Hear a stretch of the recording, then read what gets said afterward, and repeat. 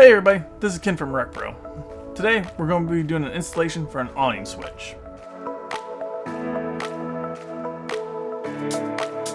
This installation should only take you about 5 to 10 minutes, and the tools that you'll need will be a screwdriver or impact, a knife, and some kind of wire connection. For this video, we're using Spade Terminals, and we'll need crimpers. For this installation, make sure to turn off your power. So let's get right into it. At this point, we need to remove our old switch. Once it is out, we will mark all of our wires, and then remove those wires from our old switch. Our old switch was a little bit smaller than our new one, so we need to enlarge the hole that it will be going into. To do this, we'll mark the new size of the hole needs to be.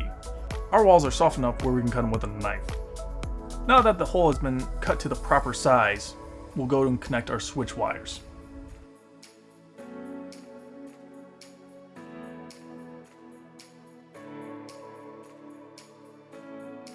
These wires will consist of negative, power, motor in and motor out.